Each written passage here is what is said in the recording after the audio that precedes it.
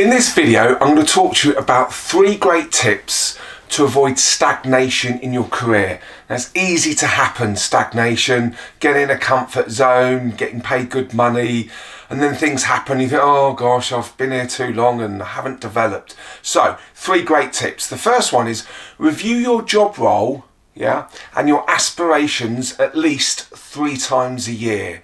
Now, most organisations have annual appraisals or PDR reviews, and if your manager's no good at them, we forget about doing them. So it's important we do them ourselves. So really start to think, where am I going with this? What am I doing? What is it I do really want to do? What's going to get the best out of me? So review your job role, and your aspirations at least 3 times a year. So that's tip 1. The next tip is get a mentor or a coach, and surround yourself with people who will push and challenge you. Now, it doesn't mean to say that you've got to go and spend a lot of money on a coach. Obviously, if you need one, give me a shout. But are there people that you could just go and ask and talk to? Quite often there'd be, wow, you want my advice? You want my opinion? And just say to them, what do you think I should do? They will really appreciate you asking them. You'll be quite surprised at the response you get. So get yourself a mentor, get yourself a coach, and surround yourself with people that will push you.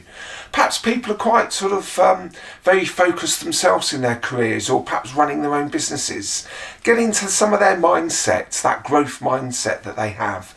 And that's really, really quite important. So that's tip number 2. Get yourself a mentor, stroke a coach, and surround yourself with people who will challenge and push you. Okay, so tip number 3 is set yourself some real key objectives to stretch yourself in your role and in your learning. So don't just go with the mundane things. Think, if you've got real aspirations, come on, go for it. Set yourself some big objectives. And then you'll sit down and go, well, how am I going to make these happen? Well, there's plenty of books out there. There's plenty of other content out there of people that have, set up their businesses.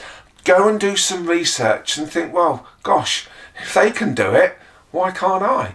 How many people do we read about and listen to that have, perhaps left their education with nothing and then set up great big businesses or, really inspirational events? And you think, well, gosh, if they can do it, why can't I? So have a bit of that thinking. Set yourself some big objectives and really go for it. So that's tip number 3. Set yourself some real good, big, key objectives that will stretch you in your role and in your learning.